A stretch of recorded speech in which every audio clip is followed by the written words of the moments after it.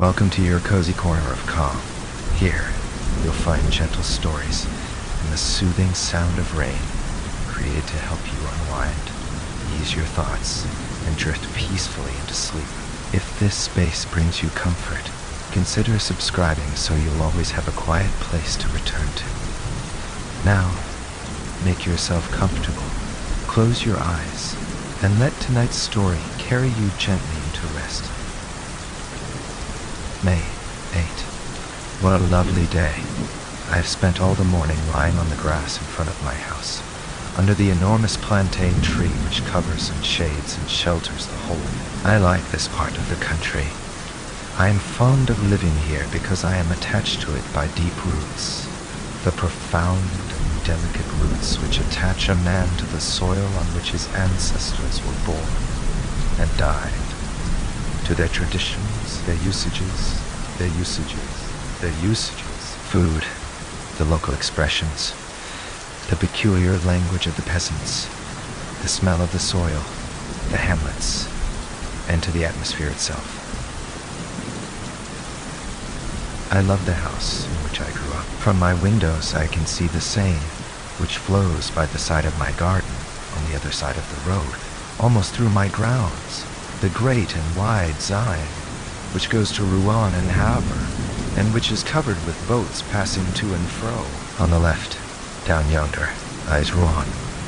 Populous Rouen with its blue roofs massing under pointed Gothic towers. Innumerable are they, delicate or broad, dominated by the spire of the cathedral, full of bells which sound through the blue air on fine mornings, sending their sweet and distant iron clang to me, their metallic sounds, now stronger and now weaker, according as the wind is strong or light. What a delicious morning it was. About 11 o'clock, a long line of boats, drawn by a steam tug, as big a fly, and which scarcely puffed while emitting its thick smoke, passed my gate. After 2 English schooners, whose red flags fluttered toward the sky, there came a magnificent Brazilian freemaster. It was perfectly white and wonderfully clean and shiny. I saluted it. I hardly know why, except that the sight of the vessel gave me great pleasure.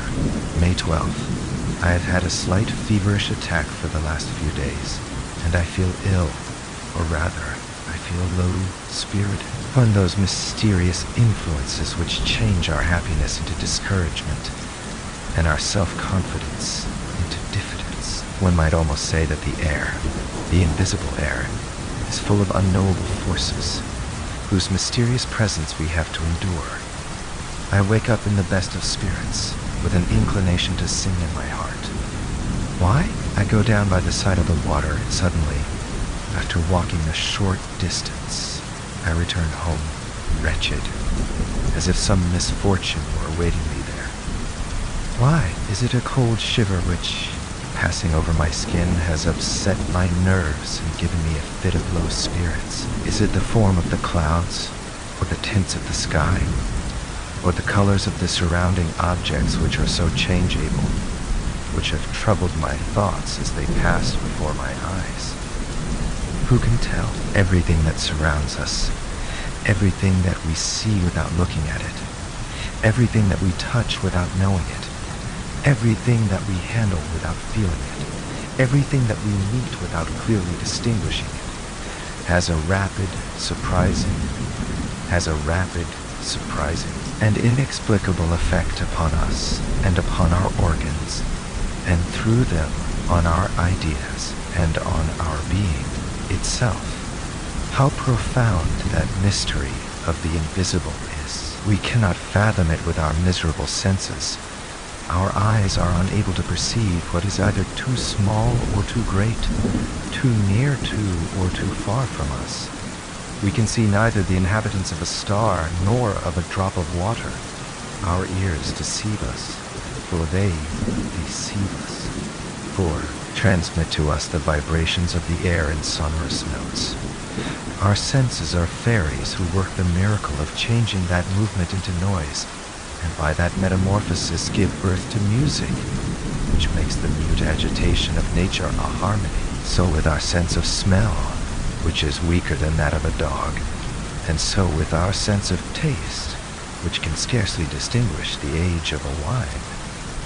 Oh, if we only had other organs which could work other miracles in our favor, what a number of fresh things we might discover around us. May 16th. I am ill, decidedly.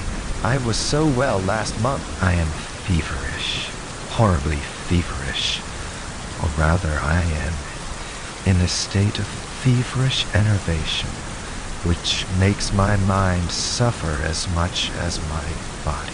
I have without ceasing the horrible sensation of some danger threatening me, the apprehension of some coming misfortune or of approaching death, a presentiment which is no doubt an attack of some illness still unnamed, which germinates in the flesh and in the blood.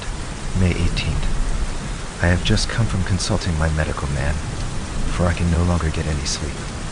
He found that my pulse was high, my eyes dilated, my nerves highly strung, but no alarming symptoms. I must have a course of shower baths and a bromide of potassium. May 25th. No change.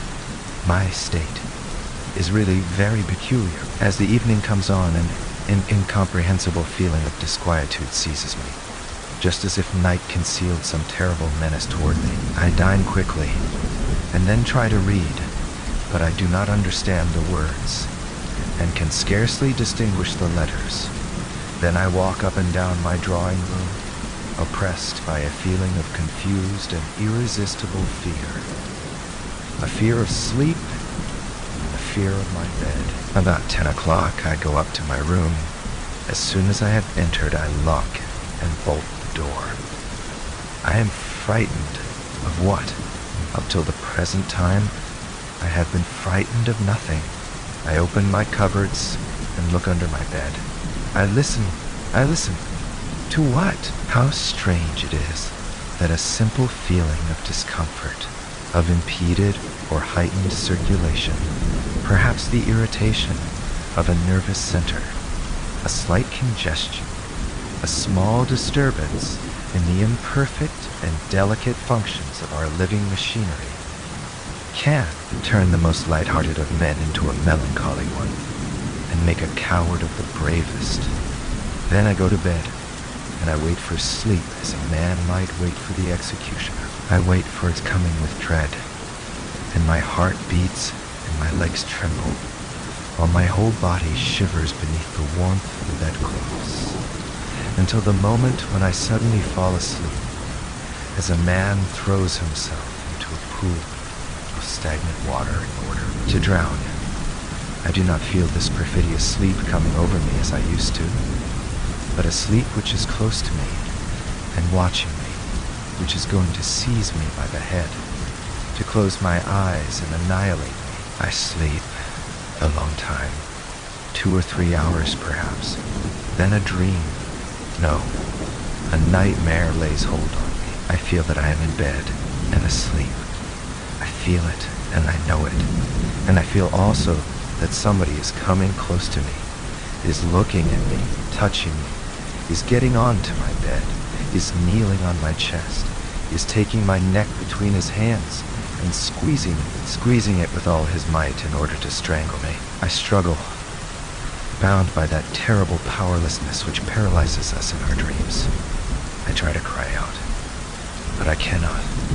I want to move. I cannot.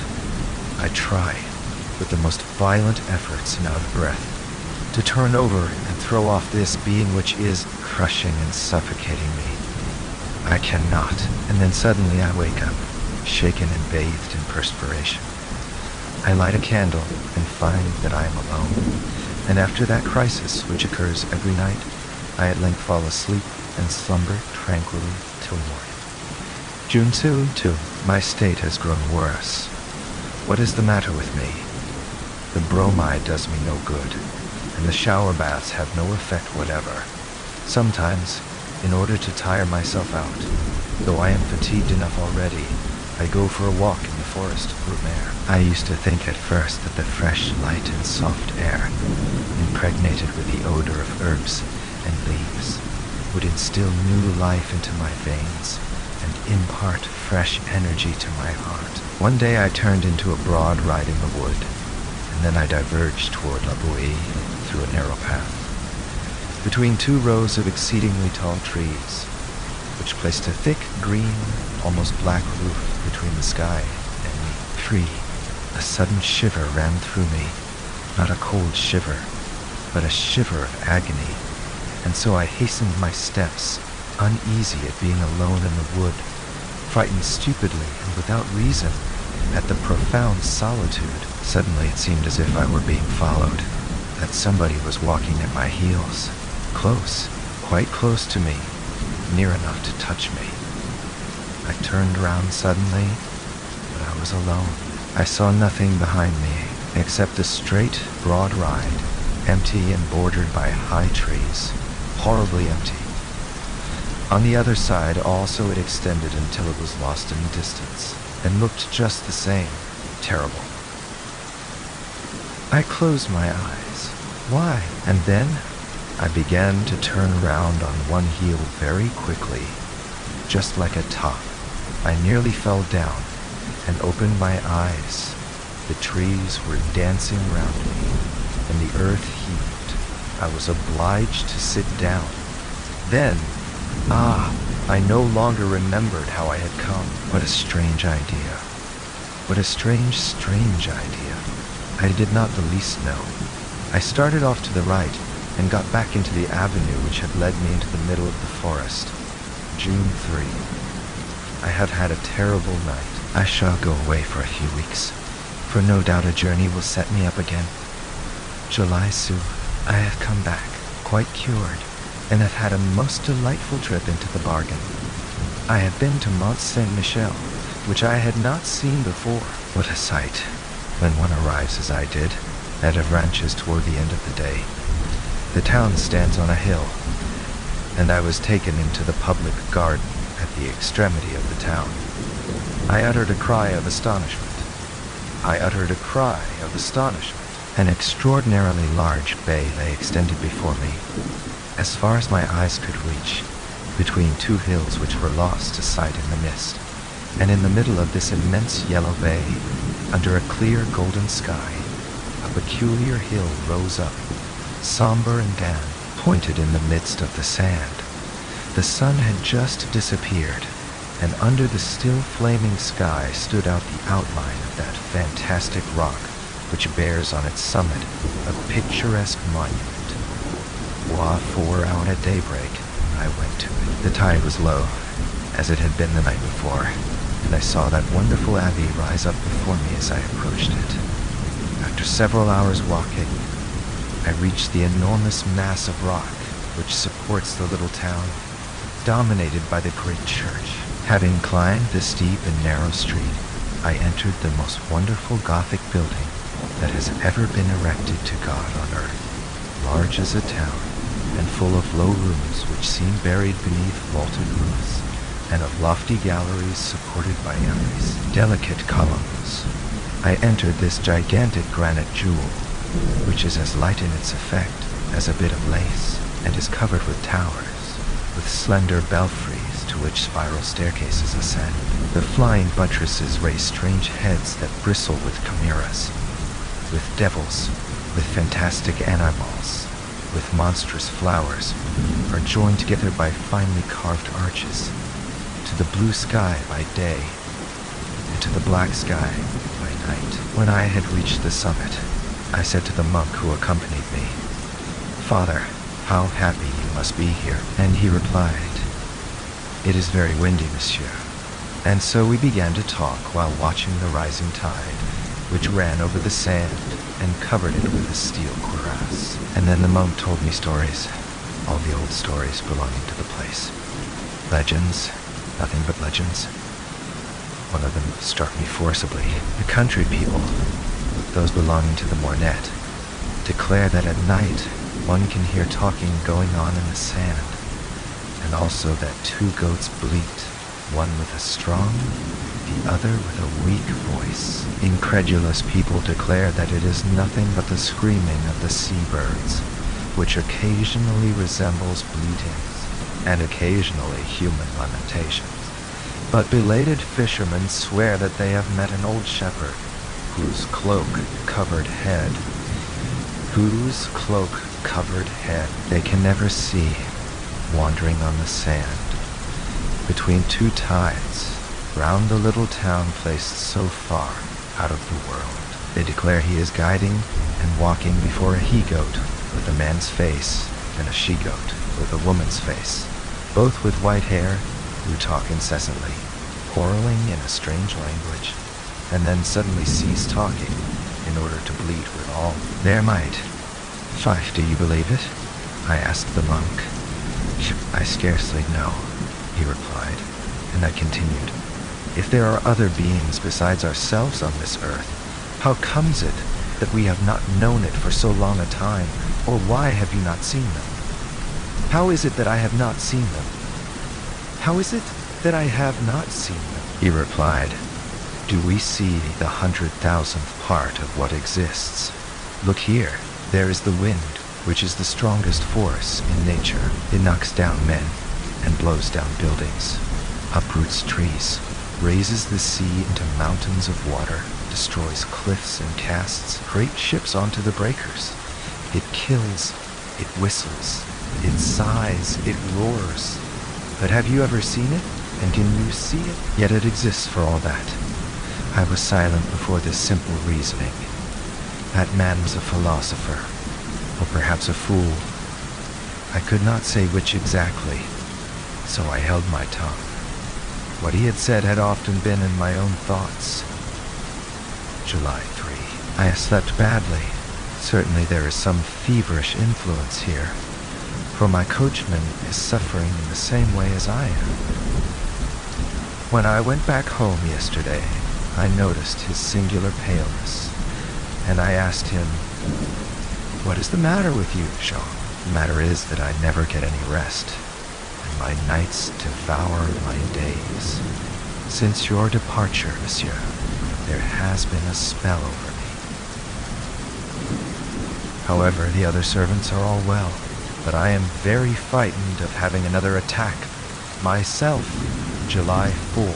I am decidedly taken again, for my old nightmares have returned. Last night, I felt somebody leaning on me who was sucking my life from between my lips with his mouth. Yes, he was sucking it out of my neck like a leech would have done. Then he got up, satiated, and I woke up, so beaten, crushed, and annihilated that I could not move. If this continues for a few days, I shall certainly go away again. July 5. Have I lost my reason? What has happened? What I saw last night is so strange that my head wanders when I think of it. 6, as I do now, every evening, I had locked my door. Then, being thirsty, I drank half a glass of water, and I accidentally noticed that the water bottle was full up to the cut glass stopper. Then I went to bed and fell into one of my terrible sleeps, from which I was aroused in about 2 hours by a still more terrible shock. Picture to yourself a sleeping man who is being murdered, who wakes up with a knife in his chest, a gurgling in his throat, is covered with blood, can no longer breathe, is going to die, and does not understand anything at all about it. There you have it. Having recovered my senses, I was thirsty again. So I lighted a candle and went to the table on which my water bottle was. I lifted it up and tilted it over my glass, but nothing came out. It was empty. It was completely empty. At first, I could not understand it at all. Then suddenly, I was seized by such a terrible feeling that I had to sit down, or rather fall into a chair. Then I sprang up with a bound to look about me. Then I sat down again, overcome by astonishment and fear, in front of the transparent crystal bottle. I looked at it with fixed eyes, trying to solve the puzzle, and my hands trembled. Somebody had drunk the water, but who? I without any doubt. It could surely only be I. In that case, I was a somnambulist, was living, without knowing it, that double, mysterious life, which makes us doubt whether there are not two beings in us, whether a strange, unknowable, an invisible being does not, during our moments of mental and physical torpor, animate the inert body, forcing it to a more willing obedience than it yields to ourselves. Oh, who will understand my horrible agony? Who will understand the emotion of a man sound in mind, wide awake, full of sense, who looks in horror at the disappearance of a little water while he was asleep, through the glass of a water bottle, and I remained sitting until it was daylight, without venturing to go to bed again. July 6th, I'm going mad. Again, all the contents of my water bottle have been drunk during the night. Or rather, I have drunk it. But is it I? Is it I? Who could it be? Who? Oh, God, am I going mad? Who will save me? 7th July 10. I have just been through some surprising ordeals. Undoubtedly, I must be mad. And yet, on July 6th, before going to bed, I put some wine, milk, water, bread and strawberries on my table. Somebody drank. I drank all the water and a little of the milk. But neither the wine nor the bread nor the strawberries were touched. On the 7th of July, I renewed the same experiment, with the same results. And on July 8, I left out the water and the milk, and nothing was touched. Lastly, on July 9th, I put only water and milk on my table, taking care to wrap up the bottles in white muslin, and to tie down the stoppers. Then I rubbed my lips, my beard, and my hands with pencil lead, and went to bed. Deep slumber seized me, soon followed by a terrible awakening. I had not moved, and my sheets were not marked. I rushed to the table. The muslin around the bottles remained intact. I undid the string, trembling with fear. All the water had been drunk, and so had the milk. Ah, great God! I must start for Paris immediately. July 12th. Paris? I must have lost my head during the last few days. I must be the plaything of my enervated imagination, unless I am really a somnambulist, or I have been brought under the power of one of those influences, hypnotic suggestion, for example, which are known to exist, but have hitherto been inexplicable. In any case, my mental state bordered on madness, and 24 hours of Paris sufficed to restore me to my equilibrium. Yesterday, after doing some business and paying some visits, which instilled fresh and invigorating mental air into me, I wound up my evening at the Théâtre Français, a drama by Alexandre Dumas. The younger was being acted, and his brilliant and powerful play completed my cure. Certainly, solitude is dangerous for active minds. We need men who can think and can talk around us. When we are alone for a long time, we people space with phantoms. I returned along the boulevards to my hotel in excellent spirits. Amid the jostling of the crowd, I thought, not without irony, of my terrors and surmises of the previous week. Because I believed, yes, I believed, that an invisible being lived beneath my roof. How weak our mind is. How quickly it is terrified and unbalanced as soon as we are confronted with a small, incomprehensible fact. Instead of dismissing the problem with, "We do not understand because we cannot find the cause," we immediately imagine terrible mysteries and supernatural powers. I walked through the streets, and the crackers and flags amused me like a child. Still, it is very foolish to make merry on a set date. By government decree, people are like a flock of sheep, now steadily patient, now in ferocious revolt. Say to it, "Amuse yourself," and it amuses itself.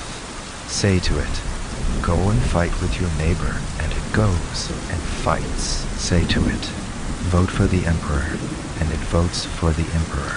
Then say to it, "Vote for the republic," and it votes for the republic. Those who direct it are stupid, too.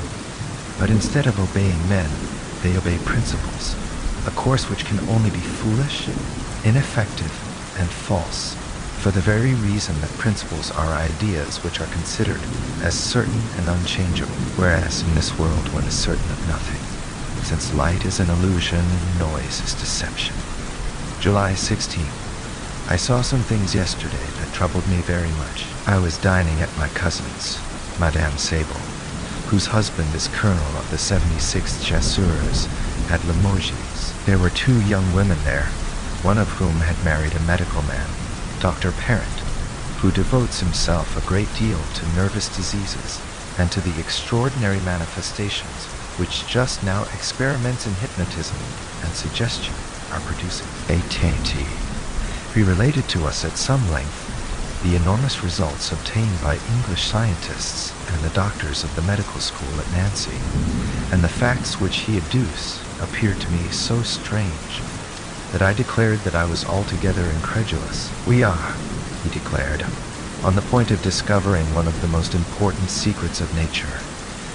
I mean to say, one of its most important secrets on this earth. For assuredly, there are some up in the stars, yonder, of a different kind of importance. Ever since man has thought, since he has been able to express and write down his thoughts, he has felt himself close to a mystery which is impenetrable to his coarse and imperfect senses, and he endeavors to supplement the feeble penetration of his organs by the efforts of his intellect. As long as that intellect remained in its elementary stage, this intercourse with invisible spirits assumed forms which were commonplace though terrifying. Thence sprang the popular belief in the supernatural, the legends of wandering spirits, of fairies, of gnomes, of ghosts. I might even say the conception of God, for our ideas of the workman creator, from whatever religion they may have come down to, us are certainly the most mediocre, the stupidest, and the most unacceptable inventions that ever sprang from the frightened brain of any human creature. Nothing is truer than what Voltaire says. If God made man his own image, man has certainly paid him back again. But for rather more than a century, men seem to have had a presentiment of something new. Mesmer and some others have put us on an unexpected track, and within the last 2 or 3 years especially, we have arrived at results really surprising. My cousin, who is also very incredulous, smiled, and Dr. Parent said to her, "Would you like me to try and send you to sleep, madame?" "Yes, certainly." And she sat down in an easy chair, and he began to look at her fixedly, as if to fascinate her. I suddenly felt myself somewhat discomposed. My heart beat rapidly, and I had a choking feeling in my throat. I saw that Madame Sable's eyes were growing heavy, her mouth twitched, and her bosom heaved, and at the end of 10 minutes she was asleep. "Go behind her," the doctor said to me. So I took a seat behind her. He put a visiting card into her hands and said to her, "This is a looking glass. What do you see in it?" She replied, "I see my cousin." "What is he doing?" "He is twisting his mustache. And now he is taking a photograph out of his pocket." "Whose photograph is it?" "His own." That was true, for the photograph had been given me that same evening at the hotel.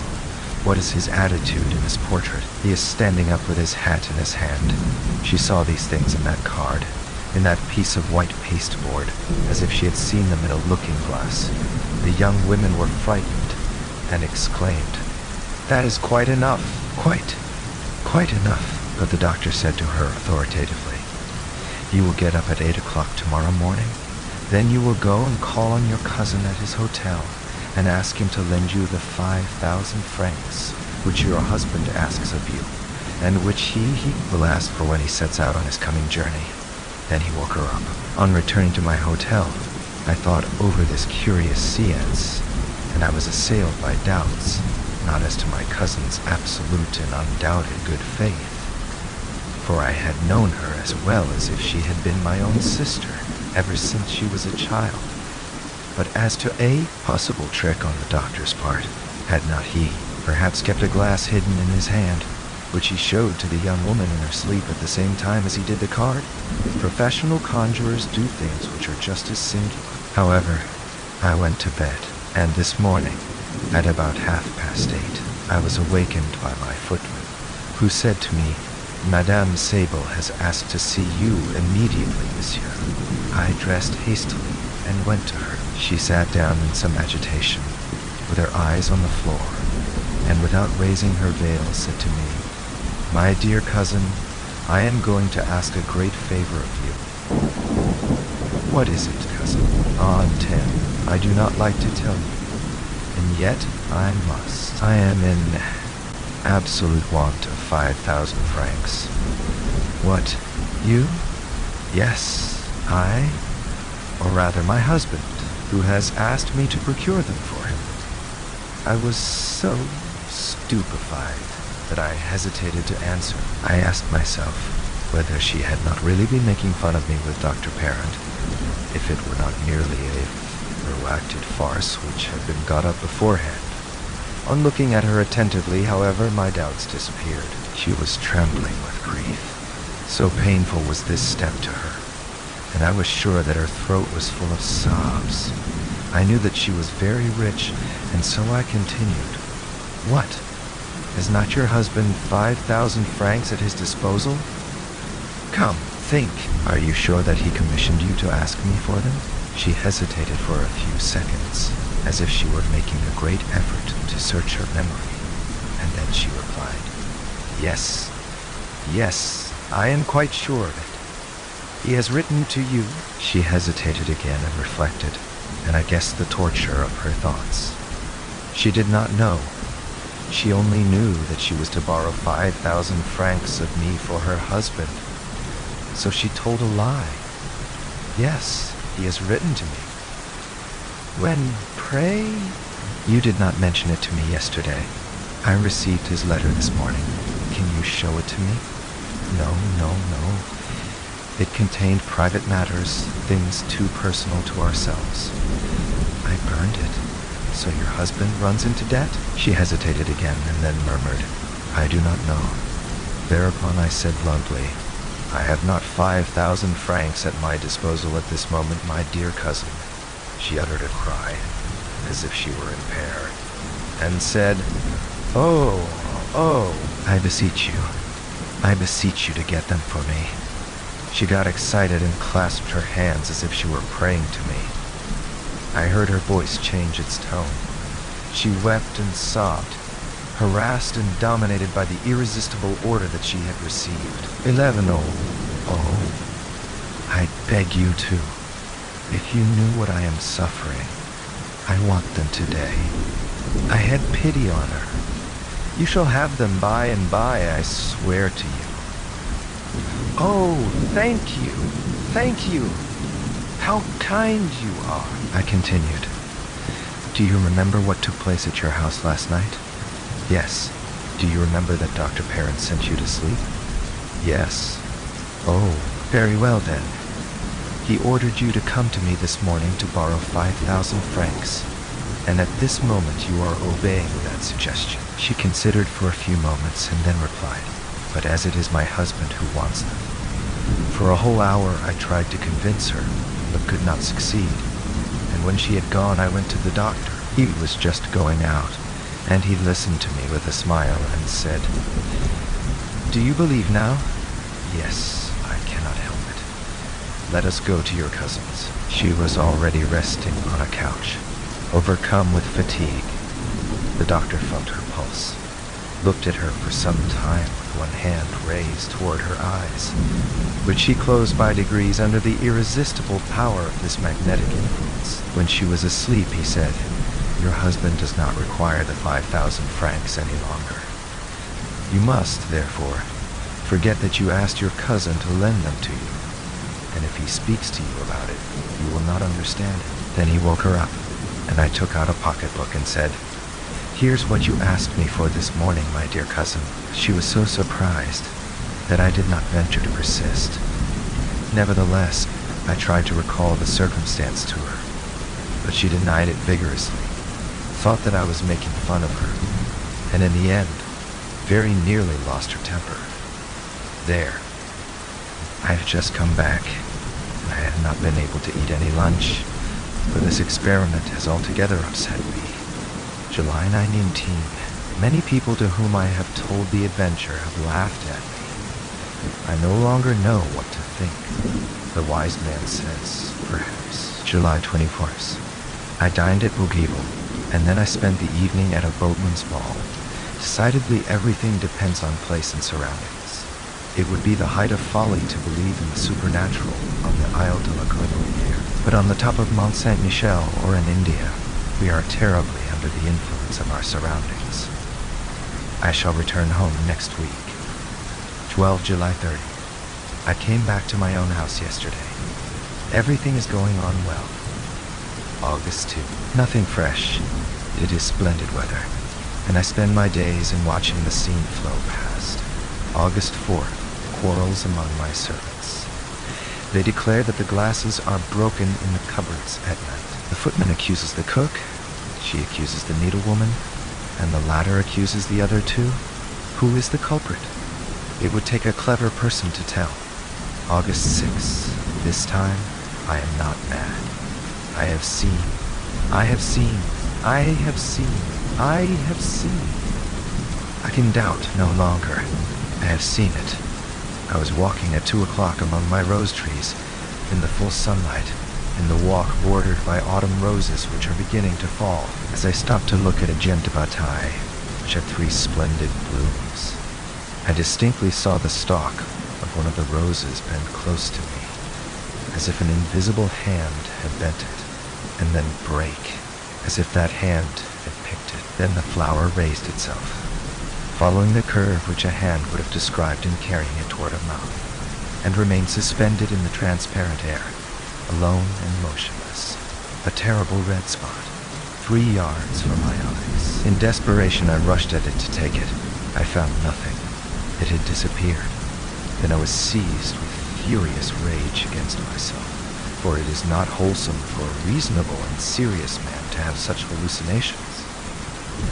But was it a hallucination? I turned to look for the stalk, and I found it immediately under the bush, freshly broken, between the 2 other roses which remained on the branch. I returned home then, with a much disturbed mind, for I am certain now, certain as I am of the alternation of day and night, that there exists close to me an invisible being who lives on milk and on water, who can touch objects, take them, and change their places, who is consequently endowed with a material nature, although imperceptible to sense, and who lives as I do under my roof. August 7th. I slept tranquilly. He drank the water out of my decanter, but did not disturb my sleep. I asked myself whether I am mad, as I was walking just now in the sun by the riverside. Doubts as to my own sanity arose in me. Not vague doubts such as I have had hitherto, but precise and absolute doubts. I have seen mad people, and I have known some who were quite intelligent, lucid, even clear-sighted in every concern of life, except on one point. They could speak clearly, readily, profoundly on everything, till their thoughts were caught in the breakers of their delusions, and went to pieces there, were dispersed and swamped in that furious and terrible sea of fogs and squalls, which is called madness. I certainly should think that I was mad. Absolutely mad if I were not conscious that I knew my state. If I could not fathom it and analyze it with the most complete lucidity, I should in fact be a reasonable man laboring under a hallucination. Some unknown disturbance must have been excited in my brain, one of those disturbances which physiologists of the present day try to note and to fix precisely. And that disturbance must have caused a profound gulf in my mind, and in the order, logic of my ideas, similar phenomena occur in dreams, and lead us through the most unlikely phantasmagoria, without causing us any surprise, because our verifying apparatus and our sense of control have gone to sleep, while our imaginative faculty wakes and works. Was it not possible that one of the imperceptible keys of the cerebral fingerboard had been paralyzed in me? Some men lose the recollection of proper names, or of verbs, or of numbers, or merely of dates, in consequence of an accident. The localization of all the avenues of thought has been accomplished nowadays. What, then, Would there be surprising in the fact that my faculty of controlling the unreality of certain hallucinations should be destroyed for the time being? I thought of all this as I walked by the side of the water. The sun was shining brightly on the river and made earth delightful, while it filled me with love for life, for the swallows, whose swift agility is always delightful in my eyes, for the plants by the riverside, whose rustling is a pleasure to my muzzle. Ears. By degrees, however, an inexplicable feeling of discomfort seized me. It seemed to me as if some unknown force were numbing and stopping me, were preventing me from going further, and were calling me back. I felt that painful wish to return which comes on you when you have left a beloved invalid at home, and are seized by a presentiment that he is worse. I, therefore, returned, despite of myself, feeling certain that I should find some bad news awaiting me, a letter or telegram. There was nothing, however, and I was surprised and uneasy, more so than if I had had another fantastic vision. August 8th. I spent a terrible evening yesterday. He does not show himself anymore, but I feel that he is near me, watching me, looking at me, penetrating me, dominating me, and more terrible to me when he hides himself thus than if he were to manifest his constant and invisible presence by supernatural phenomena. However, I slept. 13 August 9th. Nothing, but I'm afraid. August 10th. Nothing, but what will happen tomorrow? August 11th. Still nothing. I cannot stop at home with this fear hanging over me and these thoughts in my mind. I shall go away. August 12th. 10 o'clock at night. All day long I've been trying to get away and have not been able. I contemplated a simple and easy act of liberty, a carriage ride to Rouen, and I have not been able to do it. What is the reason? August 13th. When one is attacked by certain maladies, the springs of our physical being seem broken, our energies destroyed, our muscles relaxed, our bones to be as soft as our flesh, and our blood as liquid as water. I am experiencing the same in my moral being, in a strange and distressing manner. I have no longer any strength, any courage, any self-control, nor even any power to set my own will in motion. I have no power left to will anything, but someone does it for me, and I obey. August 14th. I am lost. Somebody possesses my soul and governs it. Somebody orders all my acts, all my movements, all my thoughts. I am no longer master of myself, nothing except an enslaved and terrified spectator of the things which I do. I wish to go out. I cannot. He does not wish to. And so I remain trembling and distracted in the armchair in which he keeps me sitting. I merely wish to get up and to rouse myself, so as to think that I am still master of myself. I cannot. I am riveted to my chair, and my chair adheres to the floor in such a manner that no force of mine can move us. Then suddenly, I must go to the foot of my garden to pick some strawberries and eat them. And I go there. I pick the strawberries and I eat them. Oh my God, is there a God?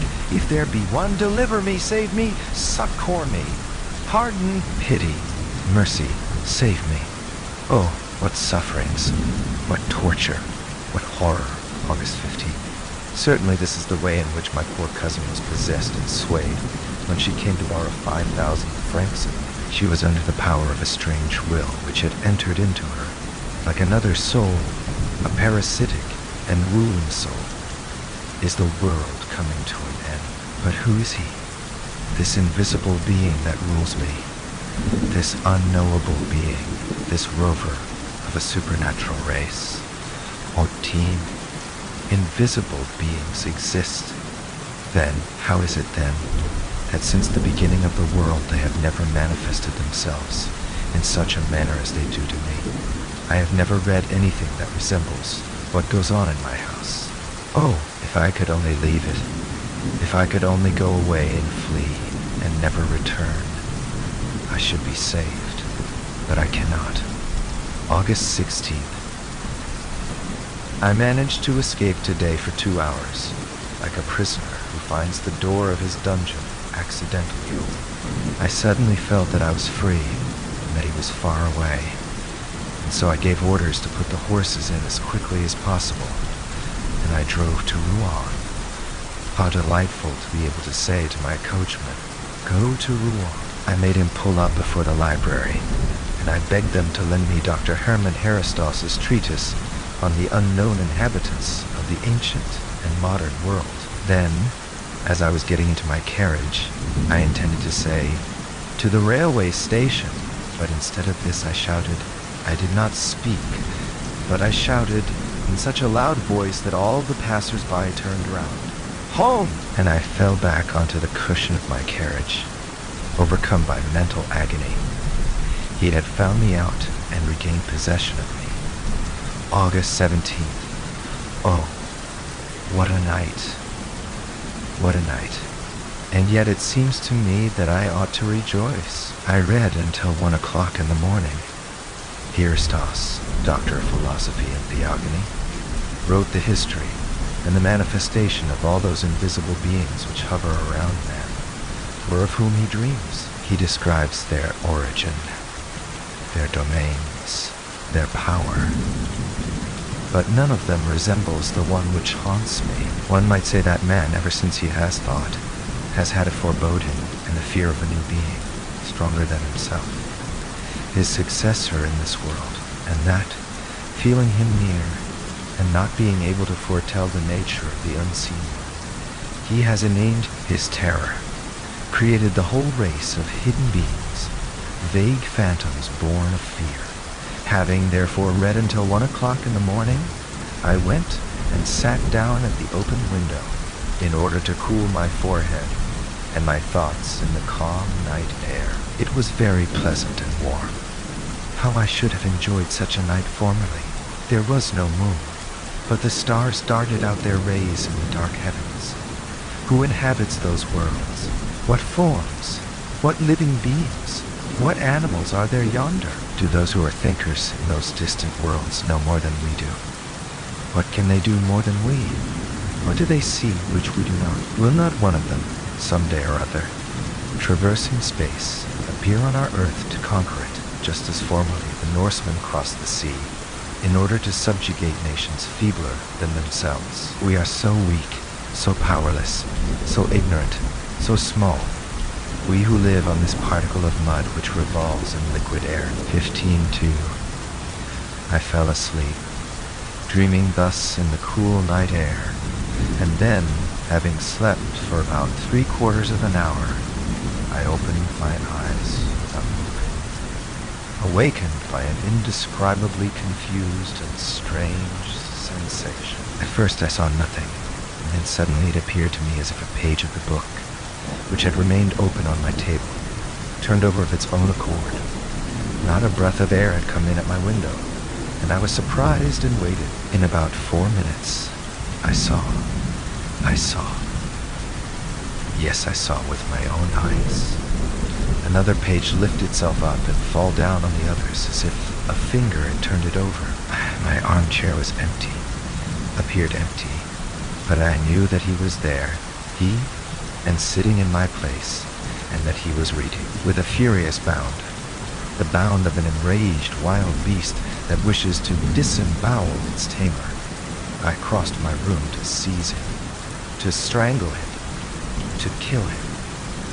But before I could reach it, my chair fell over as if somebody had run away from me. My table rocked, my lamp fell and went out, and my window closed as if some thief had been surprised and had fled out into the night, shutting it behind him. So he had run away. He had been afraid. He, afraid of me. So tomorrow or later, some day or other, I should be able to hold him in my clutches and crush him against the ground. Do not dogs occasionally bite and strangle their masters? August 18th. I had been thinking the whole day long. Oh, yes, I will obey him. Follow his impulses. Fulfill all his wishes. Show myself humble, submissive, a coward. He is the stronger, but an hour will come. August 19. I know all. I have just read the following in the Revue du Monde Scientifique. A curious piece of news comes to us from Rio de Janeiro. Madness, an epidemic of madness, which may be compared to that contagious madness which attacked the people of Europe in the Middle Ages, is at this moment raging in the province of São Paulo. The frightened inhabitants are leaving their houses, deserting their villages, abandoning their land, saying that they are pursued, possessed, governed like human cattle by invisible, though tangible beings, by a species of vampire, which feeds on their life while they are asleep, and which, besides, drinks water and milk without appearing to touch any other nourishment. Professor Don Pedro Henrique, accompanied by several medical savants, has gone to the province of São Paulo in order to study the origin and the manifestations of this surprising madness on the spot, and to propose such measures to the emperor as may appear to him to be most fitted to restore the mad population to reason. Ale 16. I remember now that fine Brazilian free master which passed in front of my windows as it was going up the sign. On the 8th of last May, I thought it looked so pretty, so white and bright. That being was on board of her, coming from there, where its race sprang from. And it saw me. It saw my house, which was also white, and he sprang from the ship onto the land. Oh, good heavens! Now I know. I can divine. The reign of man is over, and he has come. He whom disquieted priests exorcised, whom sorcerers evoked on dark nights, without seeing him appear, he to whom the imaginations of the transient masters of the world lent all the monstrous or graceful forms of gnomes, spirits, genii, fairies, and familiar spirits, after the coarse conceptions of primitive fear. Men more enlightened gave him a truer form. Mesmer divined him, and 10 years ago, physicians accurately discovered the nature of his power, even before he exercised it himself. They played with that weapon of their new lord, the sway of a mysterious will over the human soul, which had become enslaved. They called it mesmerism, hypnotism, suggestion, I know not what. I have seen them diverting themselves like rash children with this horrible power. Woe to us! Woe to man! He is come, what does he call himself? I fancy that he is shouting out his name to me, and I do not hear him. Yes, he is shouting it out. I am listening. I cannot repeat it. Horla. I have heard the Horla. It is he, the Horla. He has come. Ah, the vulture has eaten the pigeon. The wolf has eaten the lamb. The lion has devoured the sharp-horned buffalo. Man has killed the lion with an arrow, with a spear, with gunpowder. But the Horla will make of man what man has made of the horse, and of a horse, the ox, his chattel, his slave, and his food by the mere power of his will. Woe to us! But nevertheless, sometimes the animal rebels and kills the man who has subjugated it. I should also I shall be able to, but I must know him, touch him, see him. Learned men say that eyes of animals, as they differ from ours, do not distinguish as ours do, and my eye cannot distinguish this newcomer who is oppressing me. Why? Oh, now I remember the words of the monk at Mont Saint-Michel. Can we see the 100,000th part of what exists? Listen, there is the wind, which is the strongest force in nature. It knocks men down, blows down buildings, uproots trees, raises the sea into mountains of water, destroys cliffs, and casts great ships onto the breakers. It kills, it whistles, sighs, it roars. Have you ever seen it? And can you see it? It exists for all that, however. And I went on thinking, my eyes are so weak, so imperfect, that they do not even distinguish hard bodies if they are as transparent as glass. If a glass without quicksilver behind it were to bar my way, I should run into it, just like a bird which has flown into a room, breaks its head against the window panes. 1,000 things, moreover, deceive a man and lead him astray. How then is it surprising that he cannot perceive a new body which is penetrated and pervaded by the light? 17 a new being? A new being. Why not? It was assuredly bound to come. Why should we be the last? We do not distinguish it, like all the others created before us.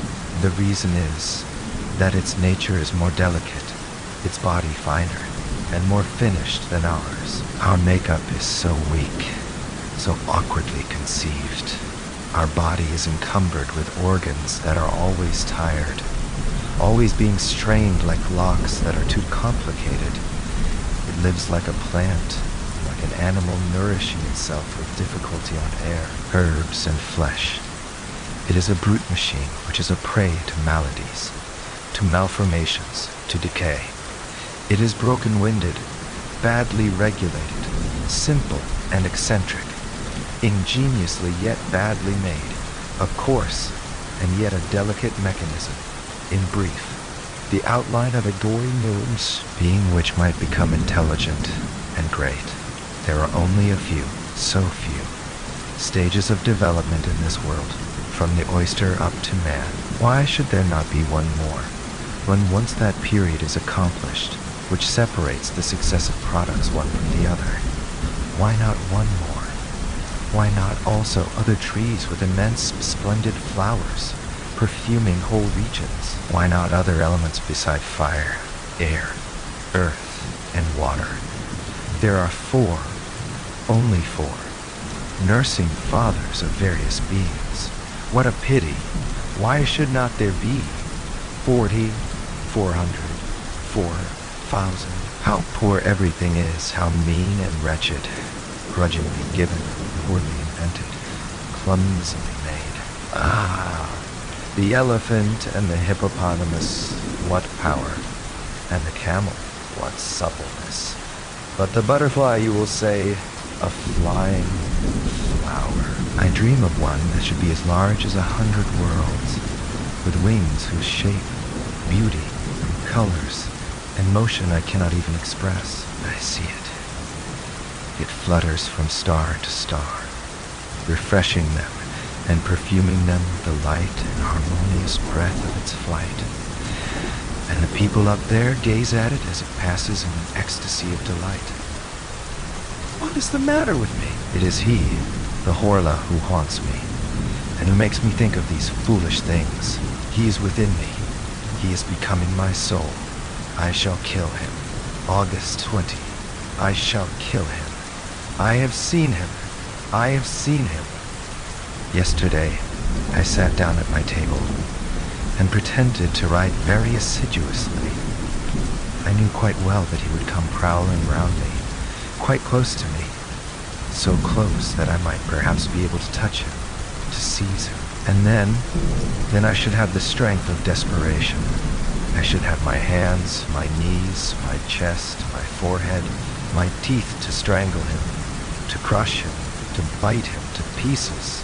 And I watched for him with all my overexcited nerves. I had lighted my 2 lamps and the 8 wax candles on my mantelpiece, as if, by this light, I should discover him. My bed, my old oak bed with its columns, was opposite to me. On my right was the fireplace, on my left the door, which was carefully closed after I had left it open for some time in order to attract him. Behind me was a very high wardrobe with a looking-glass in it which served me to dress by every day, and in which I was in the habit of inspecting myself from head to foot every time I passed it. So I pretended to be writing in order to deceive him, for he also was watching me, and suddenly I felt, I was certain, that he was reading over my shoulder, that he was there, almost touching my ear. I got up so quickly, with my hands extended, that I almost fell. Horror! It was as bright as at midday, but I did not see myself in the glass. It was empty, clear, profound, full of light, but my figure was not reflected in it, and I was opposite to it. I saw the large, clear glass from top to bottom, and I looked at it with unsteady eyes. I did not dare advance. I did not venture to make a movement, feeling certain, nevertheless, that he was there, but that he would escape me again, he whose imperceptible body had absorbed my reflection. How frightened I was! And then suddenly, I began to see myself through a mist in the depths of the looking glass. The mist, as it were through a veil of water, and it seemed to me as if this water were flowing slowly from left to right, and making my figure clearer. Every moment, it was like the end of an eclipse. Whatever hid me did not appear to possess any clearly defined outlines, but was a sort of opaque transparency, which gradually grew clearer. At last I was able to distinguish myself completely, as I do every day when I look at myself. 19, I had seen him, and the horror of it remained with me, and makes me shudder even now. August 24th. How could I kill him, since I could not get hold of him? Poison, but he would see me mix it with the water, and then would our poisons have any effect on his impalpable body? No doubt about the matter. Then, August 22, I sent for a blacksmith from Rouen, and ordered iron shutters of him from my room, such as some private hotels in Paris have on the ground floor, for fear of thieves, and he's going to make me a similar door as well. I have made myself out a coward, but I do not care about that. September 10th, Rouen, Hotel Continental. It is done, but is he dead? My mind is thoroughly upset by what I have seen. Well then, yesterday, the locksmith having put on the iron shutters and door, I left everything open until midnight, although it was getting cold. Suddenly I felt that he was there, and joy, mad joy, took possession. I got up softly, and I walked to the right and left for some time, so that he might not guess anything. Then I took off my boots and put on my slippers carelessly. Then I fastened the iron shutters, and going back to the door quickly, I double-locked it bad luck, putting the key into my pocket. Suddenly I noticed that he was moving restlessly round me, that in his turn he was frightened, and was ordering me to let him out. I nearly yielded, though I did not quite, but putting my back to the door, I half opened it, just enough to allow me to go out backward, and as I am very tall, my head touched the lintel. I was sure that he had not been able to escape, and I shut him up quite alone. What happiness! I had him fast. Then I ran downstairs into the drawing room, which was under my bedroom. I took the 2 lamps and poured all the oil onto the carpet, the furniture, everywhere. Then I set fire to it and made my escape, after having carefully double-locked the door. I went and hid myself at the bottom of the garden, in a clump of laurel bushes. How long it was! Everything was dark, silent, motionless, not a breath of air and not a star, but heavy banks of clouds which one could not see, but which weighed, oh, so heavily on my soul. I looked at my house and waited. How long it was. I already began to think that the fire had gone out of its own accord, or that he had extinguished it, when one of the lower windows gave way under the violence of the flames, and a long, soft, caressing sheet of red flame mounted up the white wall and kissed it as high as the roof. The light fell onto the trees, the branches, and the leaves, and a shiver of fear pervaded them also. The birds awoke. A dog began to howl, and it seemed to me as if the day were breaking. Almost immediately 2 other windows flew into fragments, and I saw that the whole of the lower part of my house was nothing but a terrible furnace. But a cry, a horrible, shrill, heart-rending cry, a woman's cry, sounded through the night, and 2 garret windows were opened. I had forgotten the servants. I saw the terror-struck faces and the frantic waving of their arms. Then, overwhelmed with horror, I ran off to the village, shouting, "Help! Help! Fire! Fire!" Meeting some people who were already coming onto the scene, I went back with them to see. By this time, the house was nothing but a horrible and magnificent funeral pile. A monstrous pyre which lit up the whole country. A pyre where men were burning, and where he was burning also. He, my prisoner, that new being, the new master, the thief, Horla. Suddenly the whole roof fell in between the walls, and a volcano of flames darted up to the sky. Through all the windows which opened onto that furnace, I saw the flames darting, and I reflected that he was there, in that kiln, dead. Dead? Perhaps his body was not his body, which was transparent, indestructible by such means as would kill ours. If he were not dead, perhaps time alone has power over that invisible and redoubtable being. Why this transparent, unrecognizable body, this body belonging to a spirit, if it also had to fear ills, infirmities, and premature destruction? Premature destruction? All human terror springs from that. After man the Horla, after him who can die every day, at any hour, at any moment, by any accident, he came, he who was only to die at his own proper hour and minute, because he had touched the limits of his existence. No, there is no doubt about it. He is not dead. Then, I suppose I must kill myself.